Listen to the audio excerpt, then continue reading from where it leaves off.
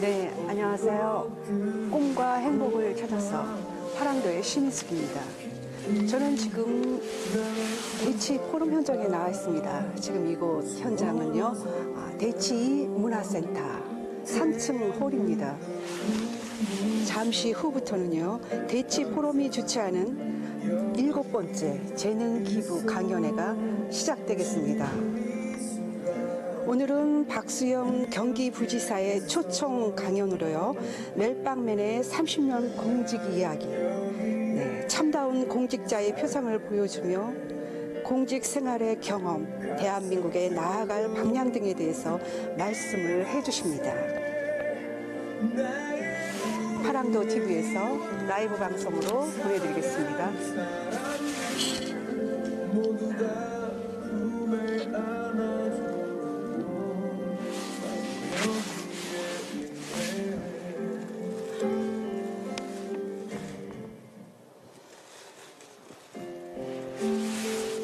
인간미 넘치는 지역 공동체를 꿈꾸는 사람들의 모임, 대치 포럼이 주최하는 7번째 재능 기부 강연회입니다. 오늘 박수영 경기도 행정 일부 지사님요, 프로필을 한번 안내해 드릴까요? 경기도 기획조정실장을 하셨고요, 경제투자실장, 또 행정안전부 인사기획관, 혁신정책관, 또 중앙인사위원회 성과후생국장을 지내셨습니다. 지금 현재 경기도 행정 일부 지사님이십니다.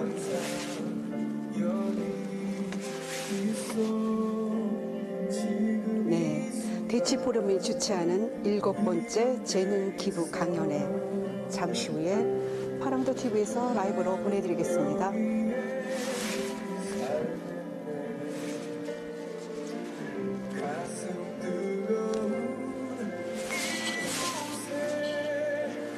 나의 오랜 얘기와 살아가는 사람들 모두 다 꿈에 안아주고 여기에 있네.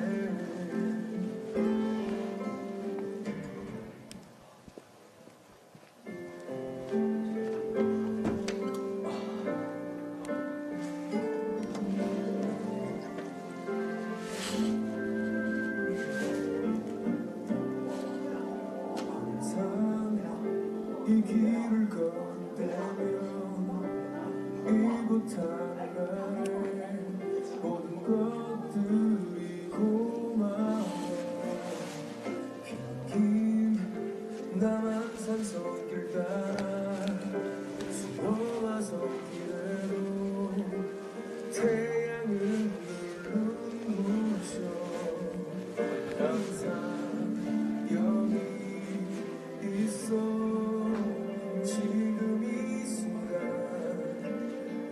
함께 있어. 난 여기에 살게. 가슴 뜨거운 이곳에 나의 오랜 얘기와 살아가는 사람들 모두 다 꿈에 안아주고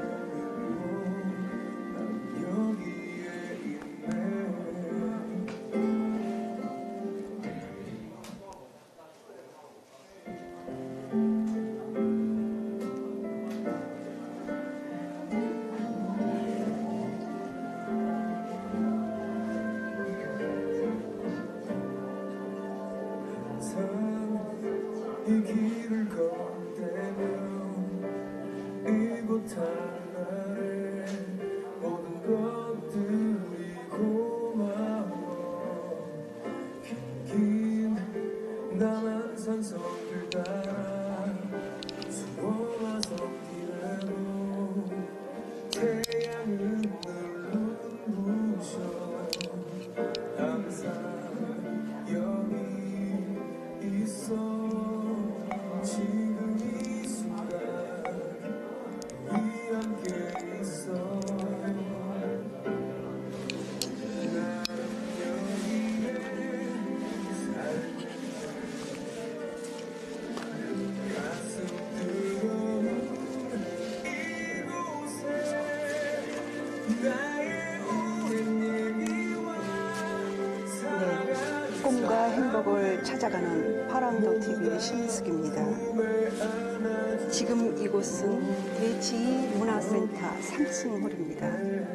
파랑도 TV에서 라이브 방송을 해드리고 있습니다. 대치 포럼이 주최하는 7번째 재능 기부 강연회. 오늘은 박수영 경기부지사의 초청 강연으로 시작됩니다. 멜빵맨의 30년 공직 이야기. 참다운 공직자의 표상을 보여주며 공직 생활의 경험, 대한민국의 나아갈 방향 등에 대해서 말씀을 해주십니다. 잠시 후 5시부터 7시까지 진행됩니다.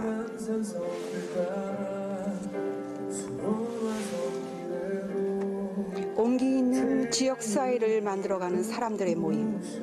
매달 셋째 주 토요일 오후 5시부터 2시간 동안 재능 기부 강연회를 개최하고 있는 대치 포럼입니다.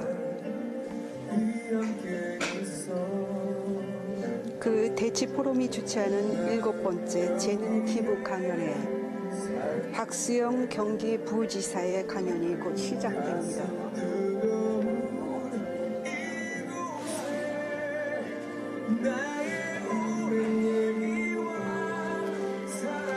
이곳은 지금 대치 문화센터 3층 홀입니다.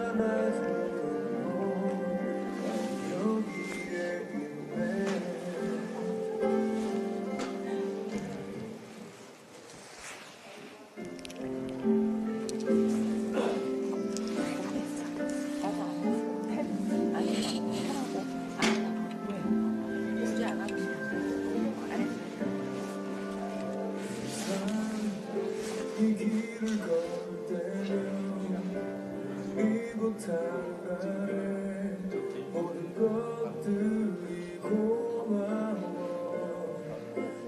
긴 나만 산속길 따라 숨어와 섰기에도 태양은 늘 눈부셔. 항상 여기 있어. 지금 이 순간 우리 함께 있어. 나는 여기에 살는데 가슴 뜨거운 이곳에 나의 오랜 얘기와 살아가는 사람들 모두 다 품에 안아주고 여기에 있네.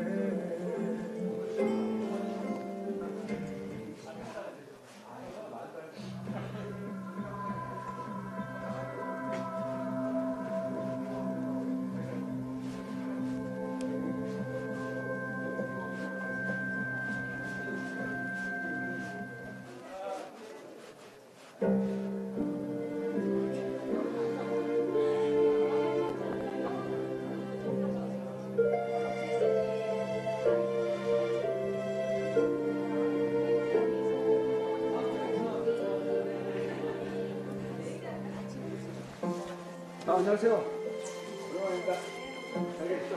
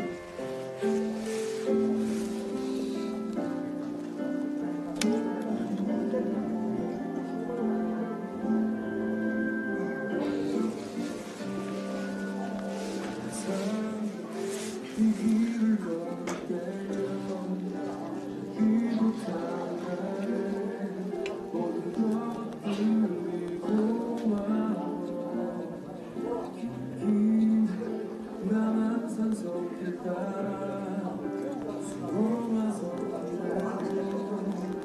태양은 부셔 항상 여기 있어 지금 이 순간 이 함께 있어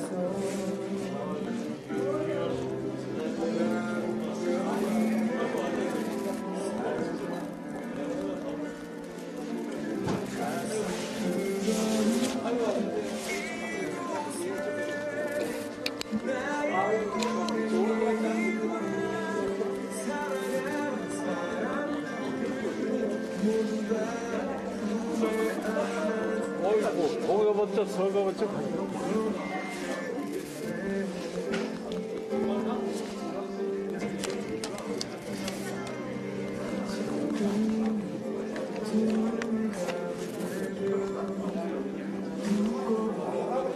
네, 지금 이곳은 대치 포럼이 주최하는 7번째 재능 기부 강연회가 시작되는 현장입니다.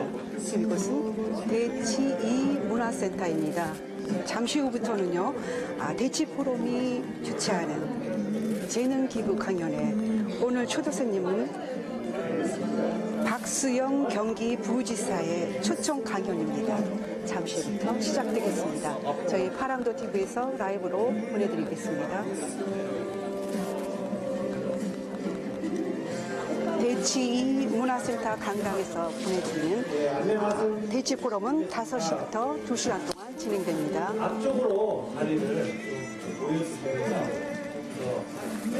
화목하게 다니면 될 것 같으니까요. 우리 뒤에 있는 친구들하고 좀 앞쪽으로 좀 부탁 좀 부탁드리겠습니다.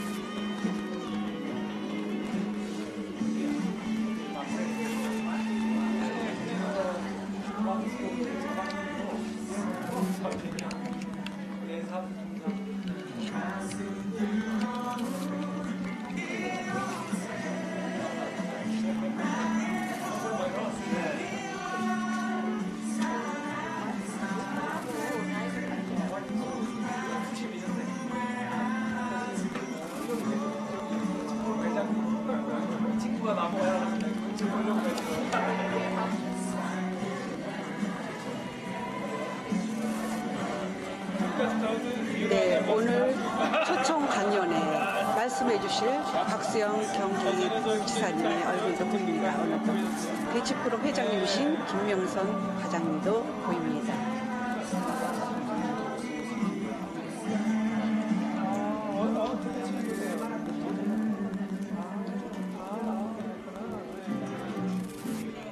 네, 잠시 후부터 대치 포럼이 주최하는 7번째 초청 강연회 박수영 경기부지사님의 초청 강연이 시작되겠습니다. 지금 이곳은 대치 문화센터 3층 홀입니다.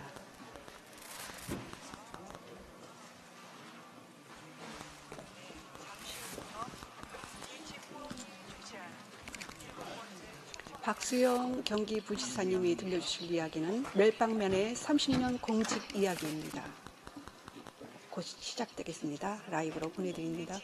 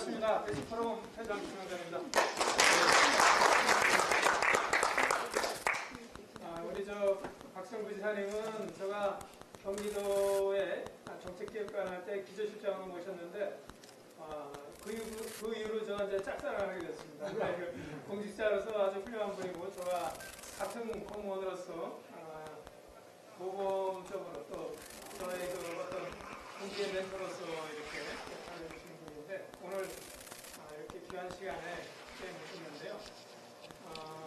오늘 뭐 이렇게 들어보시면 아마 많이 저 대한민국에 저런 공직자들이 있구나 하는 생각을 많이 갖고 계실 겁니다. 저희가 이제 그 대치포럼이 벌써 7회째가 됐네요. 작년 9월달부터 시작해서 매달 한 번씩 이렇게 토요일 날 오후 5시에 하게 되는데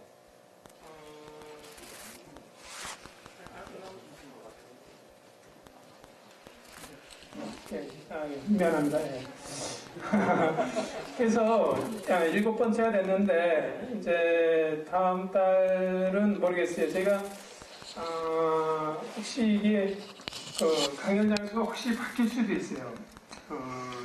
제가 서울시에다가 요청을 해서 서울시의 그 SBA라고 저쪽 서울산업진흥원 그 세택에 있습니다. 옆에 하계울역이죠. 하계울역에 붙어 있는데 거기서 아마 강연을 2달 정도는 거기서 할 수도 있지 않냐. 거기는 이제 무료로 한다고 그러더라고요. 무료로 해줄 수 있다고. 그래서 그거 끝나고 나서는 한 2~3달 리모델링을 하고 서울시의 그 어떤 시민 소통 공간으로 이렇게 활용하겠다는데 지금 서울시청 지하에 있는 것처럼. 그래서 이게 지역당에서 강남에서도 시민 소통 공간을 이렇게 만들어서 활용하겠다 해서 그만큼 이제 우리가 활용할 수 있는 여지가 더 커진다 이렇게 생각되고 그렇게 되면 대치포럼도 활동할 수 있는 그 공간이 이제 그 확보가 용이해지기 때문에 더 활성화되지 않겠나 이런 기대를 하고 있고 저희가 그 뭐 작은 시도인데 요번에 서울시의 그 부모 커뮤니티라고 있어요. 그 부모 커뮤니티에 200만 원짜리 그 지원 사항인데 그걸 신청을 했습니다. 그래서 다음 주에 가서 이제 저희 회원들이 가서 발표도 하고 이렇게 저 평가를 받아서 잘 되면은 200만 원 확보해서 저희가 이제 또 작은 사업이라도 할 수 있는 그런 지원을 확보하지 않을까 싶습니다. 오늘 이 정도 하고 일단 계속 우리 참가하는 분들이 오시는 것 같긴 한데 일단 너무 오래 기다리시면 뭐하니까 진행을 하는 걸로 그렇게 하겠습니다.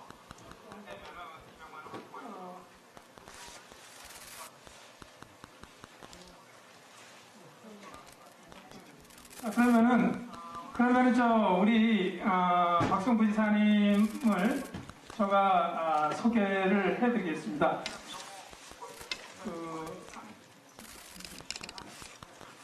제가 지사님은 존경하지만은 그 속속들이 이력을 다 기억을 못해서 보고해야 될 것 같습니다. 저희 오늘 강연 주제는 멜빵맨 30년 공직 이야기라는 주제가 될 거고요. 일단 한 80분 정도 진행할 겁니다. 그러고 나서 질의응답을 하실 겁니다. 박수영 부지사님께서는 전 행정안전부 인사기획관을 여기 하셨고요. 아까 말씀드린 대로 경기도 기획조정실장도 여기 하셨고 현재는 경기도 행정 1불사로 활동하고 계십니다. 박수로 뜨겁게 환영해 주시기 바랍니다. 예, 감사합니다. 방금 소개받은 박수영입니다. 오늘 제가 대치동에 살고 있습니다만 대치포럼이라고 이렇게 시민들이 자발적으로 모여서 이런 좋은 모임 만들어준 것에 대해서 김명선 회장님께 우선 감사하다는 말씀을 드립니다. 저는 30년, 올해 꼭 30년 공무원 생활하고 있습니다만 공무원들이나 정부가 잘하는 것도 중요하지만 시민사회에서 자발적으로 모여서 같이 공부하고 나라를 걱정하고 하는 이런 모임들이 많아지면 많아질수록 우리 사회가 더 살기 좋은 따뜻한 곳이 되지 않을까 이렇게 생각합니다. 한 40분 오셨는데 대한민국에서 제일 공무원 중에서 제가 2번째로 바쁜 사람입니다. 제일 바쁜 사람은 총리실의 국무조정실장이라고 있습니다. 대한민국 일 모든 걸 다 감당하는 분이 제가 볼 때는 제일 바쁘고요. 그 다음에는 아마 경기도 일부지사가 제일 바쁠 겁니다. 제 이하에 과가 무려 185개가 있고요. 실국장 이상이 32명입니다. 저한테 보고하는 사람이 200명 이상이나 된다는 얘기인데 하루에 제가 7시 반에 출근해서 7시쯤 퇴근할 때까지 사실은 5분도 제 시간이 나지 않습니다. 너무너무 바쁜데 오늘 이렇게 좋은 취지를 가진 모임을 하신다고 해서 제가 오늘 여러분 뵈러 나왔습니다. 제 얘기 좀 하겠습니다. 자, 제목은 멜빵맨의 30년 공직 이야기. 제가 아까 말씀드린 대로 공직에 30년 됐고, 멜빵맨이라고 하는 거는 제가 멜빵을 좋아합니다. 그래서 옷을 입으면 항상 이렇게 멜빵을 메고 다닙니다. 멜빵을 메고 긴팔 와이셔츠를 입고 있는데, 한여름에도 긴팔 와이셔츠를 입었더니 얼마 전에 제 사고가는 사람이 아니 부지사님은 여름에도 긴팔 와이셔츠를 왜 입냐, 더워 죽겠는데, 그래서 뭐 폼 잡으려고 멜빵 메고 폼 잡으려고 긴팔 와이셔츠 입고 다니는 거 아니냐 뭐 이런 얘기를 하는데요. 사실은 그게 아니고 나중에 왜 긴팔 와이셔츠를 입어야만 하는지에 대한 얘기도 좀 드리게 될 겁니다. 우선 전반부에는 여기 오신 분들이 가족 단위로 오셨고 또 행정학 학생들도 와주셨고 해서 공무원, 공직이라고 하는 게 도대체 무슨 일을 하는지 잘 아직 모르는 분들도 계시기 때문에 대한민국 공무원이 도대체 어떤 일을 하고 어떻게 살아왔는가 하는 것을 제 얘기로 전반부에 조금 얘기하고요.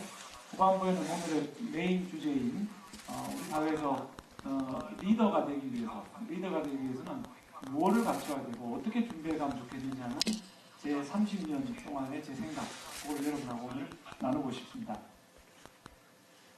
자, 저는 서울대학교 법과대학 82학번입니다. 몇 살인지 궁금해하시고 아까 좀 물어보셨는데 저희 동기들이 여기 있습니다. 이 선수가 누구지요?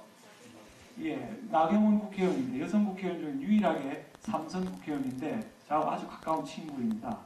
보통 한 달에 2번 정도는 같이 식사를 하고 있고요. 여기는 누군가요? 예, 조국 교수입니다. 서울대 법과대학의 조국 교수인데 이 친구는 저희 대학 다닐 때 제일 키 크고 제일 잘생긴 학생이었고요. 제가 학교 다닐 때 이화여대 영문과에서 저한테 연락이 왔습니다.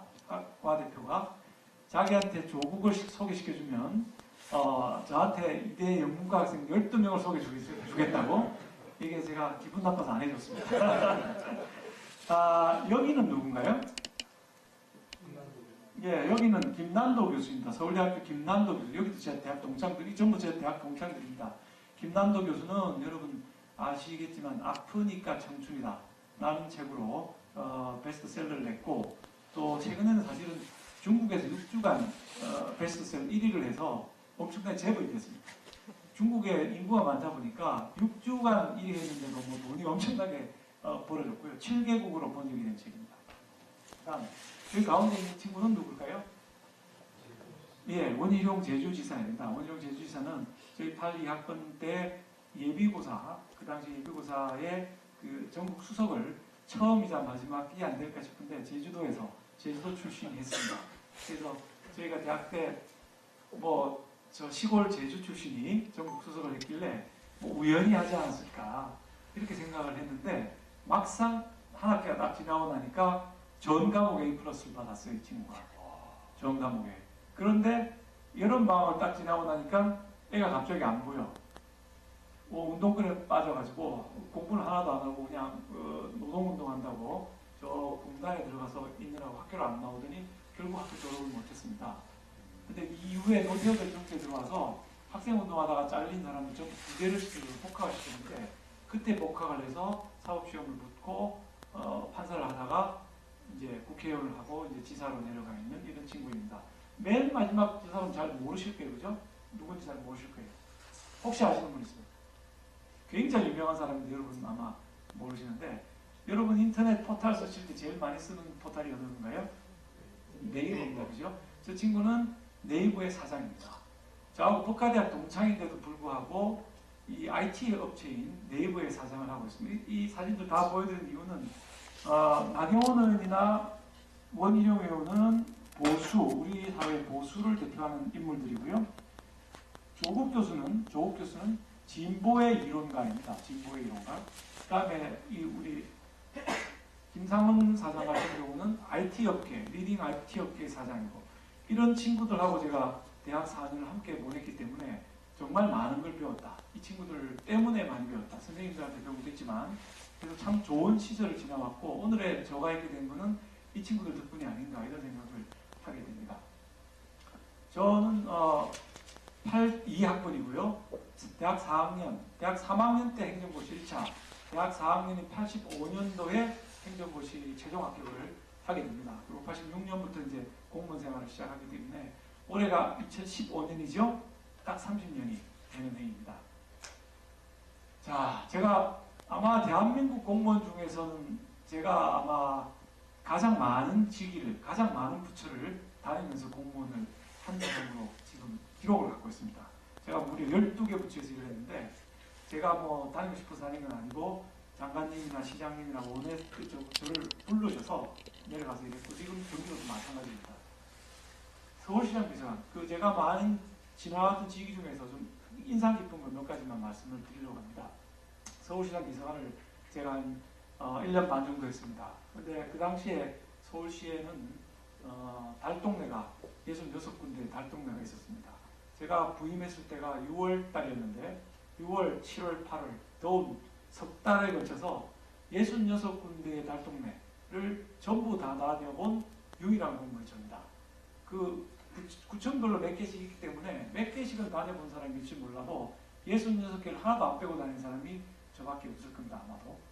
그래서 제가 아까 긴팔 와이셔츠 얘기를 했는데, 달동네라고 이렇게 경사가 졌고요.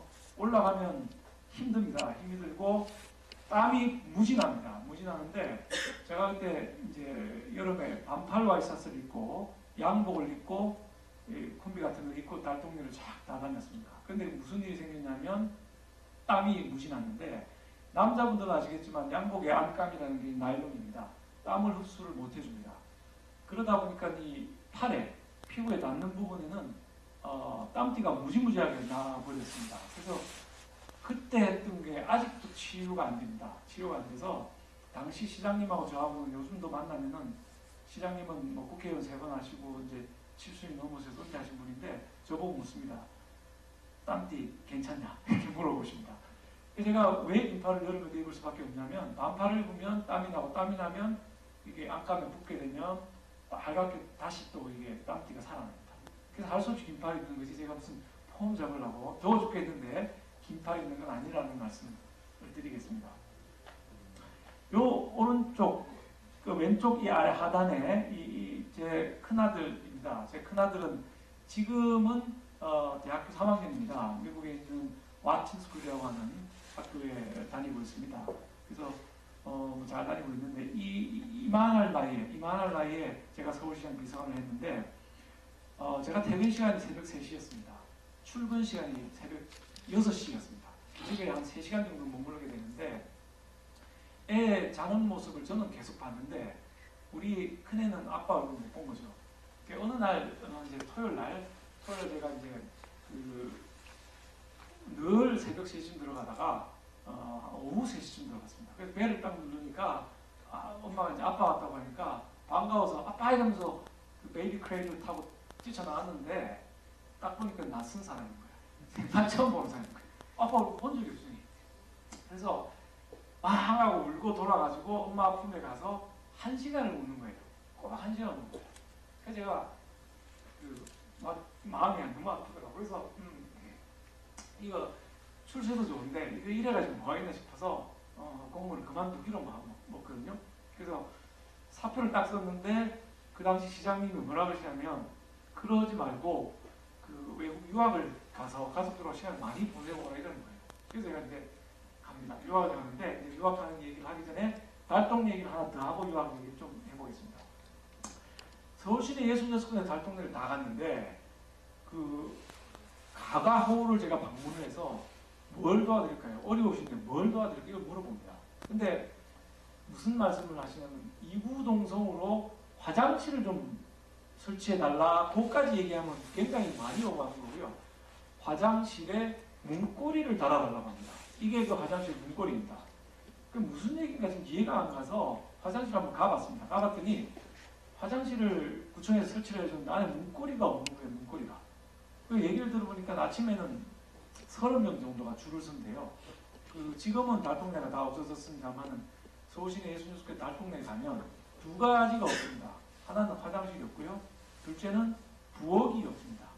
단칸방입니다. 단칸방에 화장실과 부엌이 없기 때문에 바깥쪽에서 볼로 같은 걸로 밥을 이렇게 해먹고, 화장실은 전부 간이 화장실 이용하는데 지금은 완전히 비싼 공부 잘하는 동네로 바뀐 S동이라고 있는데 이 S동이 당시는 가장 열악한 그 달동네였습니다. 갔더니 저걸 화장실 문고리를 설치해달라는데 그거 못 해줄 분 뭐 있겠습니까? 해서 제가 이제 시장 비서관이니까 전 구청장한테 전화를 했습니다. 일주일 뒤에 시장님 가서 확인할 테니까 구청에 있는 달동네 전부 가서 화장실 문고리 달아줘. 이렇게 얘기를 했습니다. 제가 화장실 문고리 가격이 그때 100원 했습니다. 100원짜리 문고리 하나 달아주는 건데 저 플랜을 일주일 동안 다 하고 일주일 뒤에 다시 그 S동에 갔더니 과연 문고리가 다 달려 있습니다. 그때는 구청장이 시장이 임명직이기 때문에 시장 말 안 되면 바로 잘리는 그런 시기라 바로 집행이 됐습니다. 바로 집행이 되고 상계동 달동네 갔더니 아유 뭐 고맙다고 시장님하고 저보고 막 90도로 인사를 하고 악수를 하고 막 이러는 거예요. 제가 야 이거 행정이라는 게 도대체 뭔가 행정이라는 게 무슨 뭐 어려운 법안 만들고 국회에 가서 통과시키고 싸우고 이거가 아니고 100원짜리 문고리 하나 달아주는 거 이걸로 만족하고 좋아하는 사람들 이게 과연 행정이 아닌가 해서 저는 그때부터 행정은 네모다라는 답에 대해서 늘 어떻게 생각하냐면 어려운 분들 이마에서 주름살 한 줄 없애주는 거 이게 행정이다. 현장에서 들어보고 들어드리고 100원 들여서 주름살 없애주는 거 이게 행정이라고 생각하기 때문에 30년 동안 늘 그 마음 잊지 않고 행정은 주름살 줄이다. 이렇게 저는 늘 정의를 내리고 행정을 해왔습니다. 근데 그게 워낙 힘들고 아이가 아빠도 못 알아보고 해서 제가 이제 저 시장님 건의대로 유학을 가기로 합니다. 그래서 이제 그 유학은 하버드 대학으로 갔는데 이때 이제 결정적인 잘못을 제가 저지릅니다. 5군데 대학에 지원을 했는데 하버드가 제일 먼저 어드미션이 옵니다. 입학을 가서 오는데 하버드는 다른 학교보다 빨리 제출해야 됩니다. 그러니까 10월 달까지 제출하고 1월 달에 답이 오고요. 다른 학교는 보통 12월까지 제출하고 4월 달에 답이 옵니다. 그러니까 하버드가 제일 먼저 오케이 들어와라 안 들어와라 이렇게 답이 왔습니다. 그래서 하버드 받았는데 이게 기분이 좀 나쁜 게 저는 박사과정으로 가겠다고 했는데 하버드에서는 서울대학교 석사는 인정 안 해주는 거예요. 그 석사과정으로 들어와서 다 마치고 박사과정으로 가라 이렇게 왔습니다. 이거 어떡하지 하버드인데 갈까 말까 망설이고 있었는데 그 뒤에 이제 다른 학교에서 계속 편지가 왔는데 박사과정으로 오라 그러고 인디애나 같은 데는 장학금 4년 줄 테니까 오라고 오고 막 이래서 제가 야 장학금 받고 인디애나 가는 게 낫지 않을까? 라고 생각을 했는데 하버드를 갈 수밖에 없게 됐습니다. 이유는 지금 사람이 소문을 다 낸 거예요. 하버드에서 입학 가서 왔다고 소문을 다 내놓은 거예요. 친척도 알고 친구도 알고 다 아는데 야 이거 안 가면 거짓말한 게 되는 꼴이 되는 거예요.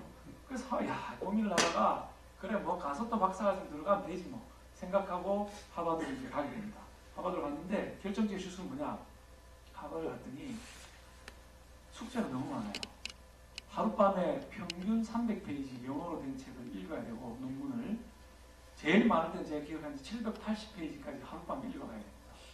아니 뭐 또 애 얼굴을 못 보는 거예요. 이게 도서관에 앉아가지고 공부하라고. 그래가지고 결국은 가서도 가족들하고 별로 잘 시간을 많이 못 보내고 돌아오게 됐는데 다만 하버드에서 좋았던 것은 그 미국 친구들, 한국 친구들 두루두루 다 사귀었는데요. 지금 제가 세계 어디를 가도 친구들이 있습니다. 브라질 가도 있고, 뭐 아르헨티나, 뭐 코스타리카, 뭐 일본, 중국은 우리끼리 따로 모임도 있고요.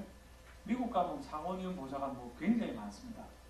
그 한국 친구들도 많이 사귀었는데 그때 이 친구가 누구죠? 예, 삼성의 이재용 부회장인데 이재용 부회장이 하버드 유학을 와서 저하고 같은 학교에 있었습니다. 여기는 국회의원이었던 김민석이고요. 여기 여성그룹의 이세고요. 김태희 씨 사진 나와 있는데 김태희 씨는 하버드에 같이 공부한 건 아니고 제가 공부할 때 Love Story at Harvard라는 드라마가 있는데 제가 혹시 하버드에 찍으러 오지 않을까 기대를 하고 맨날 쳐다봤는데 안 오더라고요. 어디서 찍었는지 모르겠어. 한국에서 히트 친 드라마입니다. 이것은 하버드 졸업식 때 걸어가는 이런 장면입니다. 제가 하버드 졸업할 때 바츠라프 하벨이라고 하는 체코 대통령, 현지 대통령이 와서 졸업 축사를 했는데 얼마 전에 제가 아주대학에 졸업 축사를 했습니다. 아주대학에 졸업 축사를 했는데 무슨 말을 해줄까 고민을 하다가 뭐 하여튼 말을 했는데 고민을 더 이상 안 하기로 했습니다. 이유는 현직 대통령이 와서 저한테 축사를 해주는데 제가 무슨 말을 했는지 하나도 기억을 못하는 거예요. 그래서 야 이거 아직도 학생들한테 부지사 가서 얘기해봐야 어차피 기억 못할 거 아무 얘기나 하고 오자 이렇게 마음 먹고 와서 제가 연설을 했는데 그게 좀 반향이 괜찮았습니다. 그래서 SNS상에 좀 떠돌아다니고 있는 그런 글이 있습니다. 돌아와서 IMF 위기가 있었습니다. 1997년에 이제 IMF 위기가 있었는데 제가 과장할 때 기획예산위원회라는 데서 근무를 했는데 그때 죽을 뻔한 얘기를 지금 해주셔서 합니다. 그때 당시 김대중 대통령께서 IMF 위기로 우리나라가 재정이 바닥이 나서 외환 위기를 당하게 됩니다. 외환에 돈 빌려온 거 이자를 갚아야 되는데 딱 한 달 돈밖에 남지 않은 상황이 됐습니다. 그래서 제가 그 김대중 대통령께서 저보고 공무원을 10% 줄여라. 그리고 공기업의 직원들을 20% 줄여라. 라고 얘기를 했습니다. 그래서 그 지시를 받고 이행을 하느라고 제 손으로 정말 엄청나게 많은 사람을 이제 잘랐습니다. 잘라가지고 그때 우리나라 이제 자영업이 엄청나게 많이 창업을 하게 되고 지금 OECD 국가 중에서 멕시코를 제외하고 우리나라가 자영업자가 제일 많은 나라입니다. 굉장히 힘든데 자영업이 3년이면 67%가 망하는 구조로 되어 있는 굉장히 어려운 우리 사회 단초를 제가 제공했기 때문에 늘 미안하고 죄송한 마음 갖고 있습니다. 근데 그때 한 기관을 내가 보니까 당시에 제 월급이 한 3천만 원 정도 됐던 것 같은데 1억 가까이 받는 기관이 있었습니다. 직원들 평균 임금이. 이 기관은 왜 이렇게 돈을 많이 받나 알아봤더니 별로 하는 것도 없어요. 1회 재단이라는 전두환 대통령이 은퇴하면 가려고 만들었던 기관을 관리하는 사람들인데 연봉을 1억 가까이, 그때 1억은 잠깐도 못 받던 돈인데 너무 많이 받고 있어요. 그래서 이건 도저히 말이 안 된다. 이 기관은 폐쇄, 28명이 근무하고 있는데 이 기관은 폐쇄 이렇게 제가 통보를 했습니다. 통보를 했더니 어떤 사람이 찾아왔습니다. 1월달이라 코트를 입고 이렇게 두꺼운 코트를 입고 제가 과장 되니까 과장 책상에 이렇게 다가오더니 과장이냐고 그러더라고요. 담당 과장이냐? 그렇다고 했더니 그게 뭐 주머니에서 이렇게 뭘 신문지에 싼 걸 꺼내더니 제 책상에 이렇게 하고 내려놓는 겁니다. 그래서 제가 무슨 일인가 이렇게 딱 봤더니 그게 칼입니다. 칼. 딱 내려놓으면서 이분이 경상도 분이었던 것 같은데 같이 죽자! 딱 이러는 거예요. 지금은 제가 이제 공직도 한 30년 했고 50대 중반이고 뭐 칼 한 방 맞아도 뭐 대통령도 맞았고 미국 대사도 맞으니 뭐 맞겠다 싶은 생각을 갖고 있는데 그때는 아직 젊었거든요. 겁도 나고 이게 도대체 무슨 일인가 싶기도 하고 속으로 상당히 떨리기도 하고 그랬습니다. 근데 우선 좀 앉으시라. 죽으면 안 되니까 좀 앉으시라 이러고 무슨 일이냐 물었더니 제가 자기 기관을 없애고 결정했다는 거예요. 그럼 자기는 자기 동료들과 모두 길거리에 나앉게 되고 생활이 어렵게 되는데 이게 자기가 노조위원장인데 도저히 참을 수가 없어서 왔다. 제가 아니 이거 없애는 게 한두 개도 아니고 이게 대한민국 재정이 빵꾸가 나서 빚을 갚을 수가 없기 때문에 할 수 없이 결정한 거다고 얘기를 했더니 이번 또 얘기를 합니다. 노모가 계시고 애가 어리고 뭐 이런 얘기를 해서 한참을 얘기하다가 도대체 뭐 하시는 분이냐 제가 물어봤더니 거기 28명이 아주 희한한 스토리를 갖고 있습니다. 여러분 여기 학생들은 잘 모르겠지만 어르신들은 아실 겁니다. 아웅산 테러 사건. 그 전두환 대통령께서 여러분 아웅산 수치라고 지금 미얀마의 야당 지도자가 있는데 그분의 아버지가 독립의 영웅입니다. 버마 독립의 영웅입니다. 이분의 묘소에 전두환 대통령이 참배를 가는데 전두환 대통령이 도착하기 조금 전에 예행 연습을 하느라고 빵빠를 눌렀는데 북한이 설치한 폭탄이 전두환 대통령 도착하신 줄 알고 빵 하고 터지게 됩니다. 그래서 그 실내에 들어있던 분들은 전부 다 몰살하게 됩니다. 우리 수석들, 김재익 수석이라든지 서석준 부총리 뭐 이래서 경제 관료들과 청와대 참모들이 깡그리 다 몰살하게 됩니다. 근데 외곽 규모를 맡았던 우리 경호원들은 또 수행원들은 부상만 당하고 살아 돌아옵니다.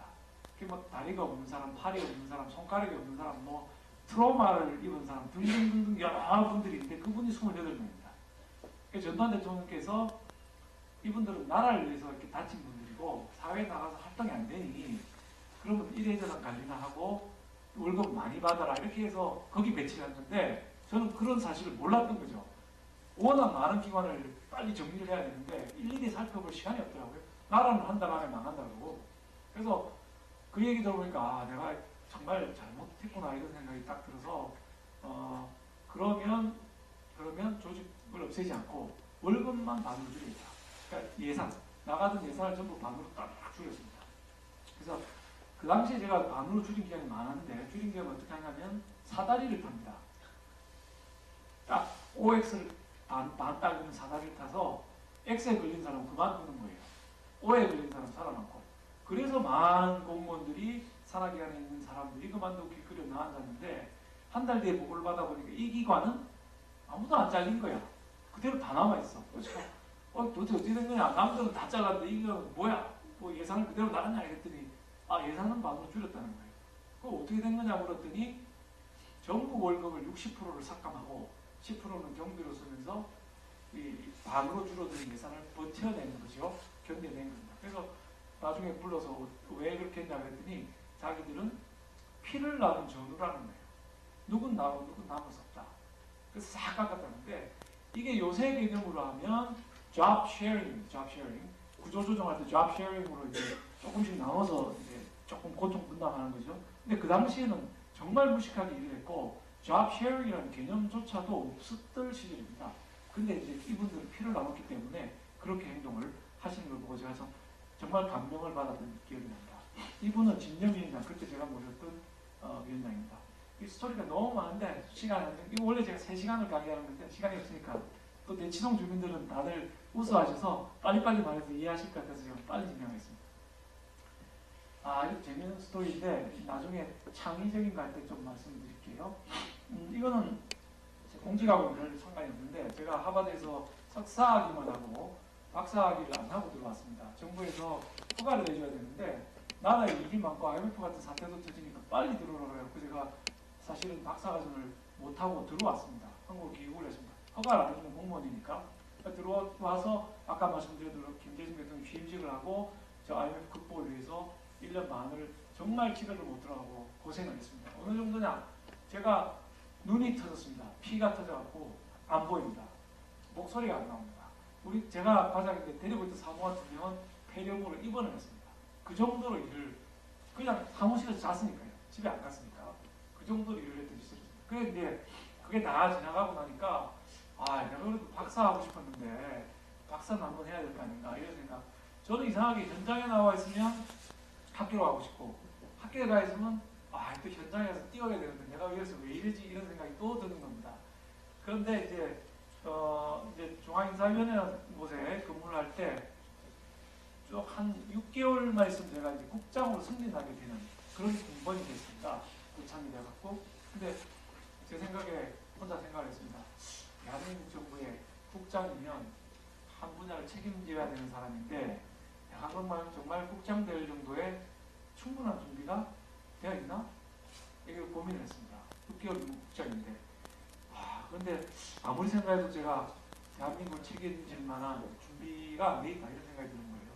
하버드에서 배운 그 이상의 뭔가가 좀 있어야 되겠는데 그게 뭔가 하면 정부라는 게 뭔가 또 공무원이라는 건 도대체 뭔가 리더라는 건 뭔가 국가의 비전이라는 건 뭔가 이런 거를 좀 제대로 공부를 해봐야 되겠다 이런 생각이 들고 그게 갖춰져야 제가 대한민국 국장으로서 당당하게 일할 수 있겠다 이런 생각이 들어서 과감하게 제가 던집니다. 던지고 미국을 갑니다. 그래서 그때 막 서치를 했는데 이 지금 사진에 나와 있는 분이 제 지도 교수님인데 존 로어라고 하는 교수님. 이 분야에 비전, 국가, 관료제 이런 거에 대한 미국에서 제일 1인자인 겁니다.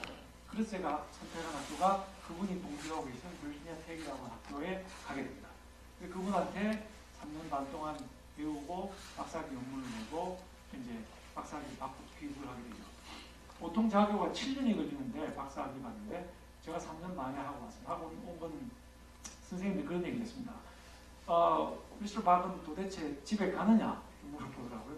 그래서 갑니다. 근데 왜 그런 걸 물어봅니까 했더니 아침에 교수님이 나오면 제가 제일 먼저 나가 있습니다. 그러니까 박사가 좀 연구실이 있는데 저녁에 퇴근할 때 보면 제가 혼자 남아 있습니다. 그리고 제가 문을 닫고 불을 끄고 나오죠. 그러니까 교수님들 보기는 항상 제일 먼저 나와서 제일 늦게 가니까 도대체 집에 갔는지 물어보는 거예요. 남들보다 2배의 시간을 이제 투입을 해서 반의 시간, 즉 3년 만에 박사학위를 마치고 돌아옵니다. 이게 이제 그 스토리 중에 하나인데, 이 학교는 박사학위 논문 심사를 하는데 그냥 서울대학교 양복을 입고 합니다. 다른 학교는 제가 모르겠고요. 근데 이 위겔리아라고 하는 가운입니다. 박사들이 입는 가운. 이걸 입고 사각모를 씁니다. 사각모를 쓰고 이제 논문 심사를 합니다. 근데 저희 학교는 박사과정 강의는 보통 3명, 4명 이렇게 듣기 때문에 방이 조금 자그마한 방에 벽난로가 있는 방입니다. 그 방에서 논문 심사를 했습니다. 이제 논문을 쫙 심사를 아침 9시 시작해서 한 3시간 정도 혹독한 이제 질문을 받고 3시간을 디펜스를 하고 이제 지도 교수님이 잠깐 나가 있으라 그래서 밖에 나와 있어서 한 10분쯤 시간이 흘렀다는데 저는 뭐 한 1시간 걸린 것 같아요. 심사위원들이 자기들끼리 수기를 하는 건데 이 친구한테 박사학위를 줘도 되겠는가 안 되겠는가를 얘기하는 순간입니다. 시간이 너무 길게 가는 것 같은데 조금 있으니까 이제 지도 교수님 나오셔서 Congratulations, Dr. 막 이러는 거예요. Congratulations, 축하한다. Doctor, 내가 드디어 박사학위가 너무 기뻐서 그동안 눈물이 막 날라는데 참았죠. 근데 이제 좀 이따가 교수님이 들어오라고 들어갔더니 저 샴페인 잔에다가 샴페인을 이렇게 따로 준비를 해놓으셨더라고요, 지도 교수님이. 그래서 그 커미티에 5명의 교수님들하고 저하고 저희 집 사람하고 이렇게 샴페인 잔을 쨍했습니다. 쨍하고 축하한다고 쫙 마셨는데 교수님이 뭐라 그러냐면 이 샴페인 잔을 벽난로 안으로 집어 던지라고 하는 거예요. 그래서 제가 보니까 이게 독일제 비싼 글라스인데 이거를 왜 던집니까 교수님? 그랬더니 시킨 대로 하라는 거예요. 그래서 교수님이 하라니까 일단 벽난로에다 세게 땅 집어 던졌습니다. 이거 상창하고 깨졌죠? 교수님이 말씀을 하십니다. 이건 무슨 의미냐 하면 독자적인 학자, 이제 박사를 받은 닥터 박이 이제 나라고 하는 지도교수라고 하는 알을 깨고 세상으로 나가라는 의미로 이 잔을 깨라고 했다 이거예요. 그래서 너무 감동을 받아서 정말 눈물이 여기까지 글썽글썽 올라오는 겁니다. 올라오는데 그래도 뭐 대한민국에서 그 고참 과정까지 하고 한 사람이 이게 울어서 안 되겠다 싶어서 끝까지 참았는데 그 다음 순간에는 교수님이 무슨 일인가를 했는데 그것 때문에 제가 완전히 울어버린 사건이 발생합니다. 그게 뭐냐면 저 빗자루 사건입니다. 교수님이 교황성화를 대하듯이 이렇게 아주 무릎을 착 경건하게 꿇고 앉아서 그 유리잔을 다 치우는 겁니다. 쓰레받기하고 이렇게 빗자루를 다 쓸어서 쓰레받기 담아요. 그래서 제가 교수님 제가 동방예의지구에서 간 고위공무원 아닙니까? 제가 하겠습니다. 그런 거 제가 하겠습니다. 그랬더니 교수님께서 엄숙한 얼굴로 손을 탁 이러시더니 No, this is my job. 딱 그러는 거예요. 너무 엄숙하게 말씀하셔서 제가 아무리 동방예의지구에서 갔어도 이게 도저히 그 간섭을 못하겠더라고요. 교수님이 다 썰어서 쓰레기통에 탁 버리시더라고요. 깨진 유리 조각을. 그러더니 딱 하시는 말씀이 이거는 내가 지도 교수로서 닥터 박에게 해줄 수 있는 마지막 페이버다. 뭐냐? 독자적인 학자로서 세상을 향해서 발을 내딛는데 그 첫 발이 다치지 말라고 내가 썰어준 거다. 이렇게 말씀하셨어요. 제가 덩뽕을 지금도 눈물 나요. 하여튼 너무 감격했고요. 스토리가 너무 많은데 다 하다가 제가 울어버릴 것 같아서 넘어가겠습니다. 갔다 와서 이제 미국에서 박사학위 하고 들어오니까 청와대에서 저보고 근무하라고 해서 청와대 가서 제가 또 1년 10개월을 근무를 하는데 재미있는 일을 했습니다. 여러분 보시는 장관들 있죠, 장관들. 장관 후보를 면접을 하고 보고서를 쓰고 대통령한테 제출하는 이 역할을 제가 담당했습니다. 국장으로 물론 승진했을 때고 아주 재미있는 일들을 했고요. 그 다음에 이제 또 다른 부처에 갔다가 경기도로 가게 되는데 어느 날 김문수 지사님, 저분이 김문수 지사님입니다. 사진 보시면 김문수 지사님 저한테 전화를 하셨어요. 경기도에 와서 좀 일하지 않겠냐 이러시더라고요. 그래서 저는 뭐 좋긴 합니다만은 무슨 일을 저한테 시키실 겁니까 했더니 경기도의 경제투자실장을 해달라는 거예요. 그래서 제가 뭐 저를 쓰시겠다고 하시는 건 좋은데 저는 그때까지 김문수 지사님 사실 개인적으로 알지 못했습니다. 근데 저는 인사, 정부 조직, 정부 개혁, 리더십 뭐 이런 거 전공한 사람이지 경제를 전공한 사람은 아닌데 제가 경제투자자 적임이 아닌 것 같습니다. 이렇게 얘기를 드렸습니다. 했는데 김 부장이 뭐라고 딱 그러시냐면 경제나 인사나 일하는 방식은 다 똑같다고 생각하는데요? 딱 이러시는 거예요. 그래서 제가 그 순간에 이분 내용이 장난이 아니구나 이렇게 생각한 거예요. 사실 무슨 뜻이냐면 경제든 인사든 모든 문제 해결은 현장에 있기 때문에 현장에 가서 사람들 만나고 같이 고민하면 해법이 보이는 거거든요. 경제도 마찬가지고 인사도 마찬가지고 조직도 대한민국의 모든 이슈가 마찬가지거든요. 그러니까 그거를 깨뜨고 모신 있는 지사님 같으면 내가 모시고 이래도 좋겠다 이런 생각이 들어서 오케이 하고 내려가서 경제투자실장으로 갑니다. 그게 지금부터 5년 5개월 전입니다. 5년 5개월 전에 경제투자실장을 하고 기획조정실장을 하고 지금 부지사를 하고 있습니다. 그러니까 뭐 하루하루 기록 갱신하는데 중앙부처에 있다가 지방에 간 사람들이 보통 1년 2개월, 평균이 1년 2개월이고요. 길어도 2년을 넘기지 않습니다. 그래서 저는 지금 5년 5개월이기 때문에 하루하루 기록을 갱신하는데 아마 앞으로 안 깨지지 않을까 뭐 이런 생각을 하게 됩니다. 근데 김문수님 뭐 이렇게 얘기하나? 이게 이제 이마에 주름살 얘기하고 또 연결되는 부분인데요. 한번 들어보시겠습니다. 이때 편지가 하나 있습니다. 이게 김정자 할머니라고 하는 이 할머님이 쓰신 편지입니다. 읽어보겠습니다. 잘 안 보이니까 한골 공부를 하게 해주셨어 고맙니다. 눈이 오나 비가 오나 공부만 생각하면 즐겁습니다. 오늘도 열심히 공부합니다. 도지사님 사랑합니다. 김정자. 자, 좀 맞춤법이 좀 이상하죠? 맞춤법이? 이게 어떻게 된 스토리냐면 여러분 한센병이라고 혹시 들어보셨습니까? 한센병? 젊은 학생들 못 들어봤을 수도 있는데 이게 한자로는 나병, 옛날에는 문둥병 뭐 이렇게 불렀습니다. 그래서 나병 한센병에 걸리게 되면 뭐 귀가 없어진다든지 코가 없어진다든지 손가락이 없어진다든지 이렇게 외모에 이렇게 문제가 생기게 됩니다. 괴멸을 하게 되는데 이제 대한민국의 한센병 환자들이 제일 많은 곳이 경기도입니다. 소록도가 아니고. 근데 이분들이 초등학교를 다니려고 했는데 병 증세가 나타나니까 마을에서 쫓겨나게 됩니다. 쫓겨나서 나오게 되죠. 나와서 쫓겨나다 어디까지 밀려가느냐면 더 이상 갈 수 없을 때까지 갑니다. 거기 어디냐? 철책이 있는 곳입니다. 경기도 최북단입니다. 경기도 최북단에 가면 한센병 환자들이 집단으로 살고 계시는 마을이 많이 있습니다. 근데 더 못 가니까 거기서 더 못 가니까. 그래서 그 마을에 가면 그 마을 입구가 뱀처럼 이렇게 구부러져 있습니다. 차 타고 가시면 올라가기가 굉장히 힘듭니다. 왜 그렇게 구부러져 있나? 큰 도로를 안 만들고. 마을 사람들이 마을에 무슨 나쁜 일이 생기면 한센병 환자들 때문에 그렇다고 해서 쳐들어갑니다. 몽둥이를 들고. 그래서 막 패고 오고 이러게 해가지고 한센 마을 사람들이 길을 일부러 꾸불꾸불하게 만들어서 입구를 한센병 환자 건장한 청년 2명이면 지킬 수 있을 정도로 소로를 만들어 놓습니다. 그렇게 살아온 분들이기 때문에 이 할머니는 한글을 배운 적이 없는 거죠. 예전의 지사님들은 한센 마을은 경기도 땅이 아니라고 생각했고 한센 환자들은 경기도 도민이 아니라고 생각해서 아무도 안 갔습니다. 아무도. 근데 이제 김문수 지사님께서 부임하시고 가신 거죠. 여기도 우리 땅이고 여기도 우리 주민이다. 도와드리자. 이렇게 해서 갔는데 주민들이 원하는 게 뭐냐면 한글을 좀 배웠으면 좋겠습니다.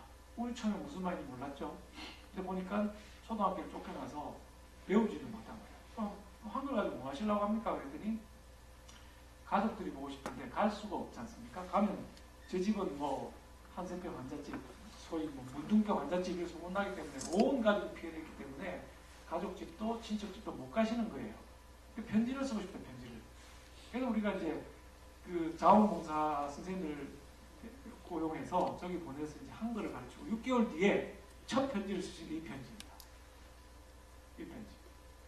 그래, 자꾸 우는 얘기만 하는데 이 편지 받고 지사님이 전부 다 울어버린 거예요. 그러니까 이제 그 회의를 중단하고 현장으로 가서 이 할머니 만나가지고 이거 우는 장면 이겁니다. 자, 이제 제가 여러 가지 제 공직 경험들에 대해서 얘기했는데 이게 이제 앞으로 제가 말씀드릴 리더십의 5가지 요소에 연결이 하나씩 됩니다. 한번 연결을 각자 좀 시켜보셨으면 좋겠습니다. 원래는 여기서 쉬는 건데 오늘은 1시간 반이기 때문에 바로 진행을 좀 하고 하겠습니다. 하버드 룰 하나 말씀드립니다. 첫째, 중간에 마음대로 인터랙트를 해도 됩니다. 무슨 얘기냐면 제 얘기 끝까지 다 가봐야 아무 의미 없고요. 중간에 좀 질문이 있다든지 좀 더 설명해 줬으면 좋겠다는 걸 언제든지 손을 들고 질문해야 됩니다. 한국 학생들이 제일 못하는 게 이겁니다. 한국 학생들이 제가 하버드에 조교를 할 때 채점표를 딱 들고 있습니다. 추석표에. 그래가지고 손을 들면 동그라미를 하나 칩니다. 질문을 하는데 질문이 아주 좋았다면 동그라미 하나 더 칩니다. 그럼 이게 성적의 50%를 차지합니다. 50%. 더 힘든 건 뭐냐면 교수님 들어오시면 학생들 이름을 전부 명함처럼 새겨져 있는 그 있는데 이걸 탁자에서 막 섞습니다. 싹 섞어. 그래서 한 장을 딱 뽑아. 그래서 딱 지적을 합니다. 어제 그 케이스 요약을 한번 해봐. 밤새 한 300페이지 읽었는데 그걸 그 중에 케이스 한 4-4개 읽었는데 그거를 빨리 얘기를 해야 되는 거죠. 그 다음 사람 딱딱 뽑아. 김 회장 뭐 이거 그 사건에서 그러면 판사는 뭐라고 얘기했죠? 딱 읽고. 이게 밤새 긴장해서 책을 읽지 않을 수가 없는 이런 상황인데요. 오늘은 두 번째로는 제가 적용을 안 하겠습니다. 그 콜드 콜이라고 하는 건 안 하겠습니다. 그러나 여러분들은 중간에 질문이 있으시거나 언제든지 질문해 주셔도 좋겠습니다. 그게 훨씬 낫습니다. 자, 리더십 파스까지 빨리 진행을 하고 또 진행하고. 리더십 중에서 제일 중요한 건 저는 혼이라고 생각합니다. 일의 매사에 혼을 담아가는 건데요. 저 스티브 잡스는 뛰어넘읍시다. 시간이 없으니까. 스티브 잡스가 혼 얘기를 많이 하는데 이건 뭐 여러분 많이 보신 것 같아서 제가 뛰어넘고 넘어가겠습니다. 자, 이분이 누구인지 혹시 아시는 분 계신가요? 진희 씨? 누구? 네, 발레리나 강수진 씨입니다. 그죠? 슈투트가르트 그 발레단에 프리마돈나를 하셨던 분인데 지금 뭐 하는지 알고 계신 분 계세요? 지금 국립발레단 단장으로 작년에 한국을 귀국하셔서 지금 국립발레단 단장이고 다음 주에 제가 집사람하고 국립발레단의 지젤을 보러 갑니다. 지젤 보러 가는 표를 사놨는데 저분이 이제 강수진 씨입니다. 너무 잘하죠? 너무 멋있지 않습니까? 발레가 세계적인 발레리아니까요. 이분이 발레를 어떻게 저렇게 잘하게 됐을까? 동양인의 그 체구를 가지고 한번 그 원인을 한번 보겠습니다. 자, 이게 인터넷을 뜨겁게 달군 강수진 씨의 발입니다. 강수진 씨가 세계 최고의 발레리나가 됐던 이유는 바로 저 발에 있습니다. 미모의 발레리나가 이렇게 아름다운 춤을 추는데 그 뒤에는 이렇게 혼신의 힘을 다한 노력이 있었던 거죠. 이게 없이는 강수진이 있을 수가 없고 세계 최고 무슨 앞에 역대급 이런 수식어가 붙을 수가 없는 것이거든요. 하나만 더 보겠습니다. 자, 노래 하나 듣고 가죠. 아니, 바깥쪽에. 오케이.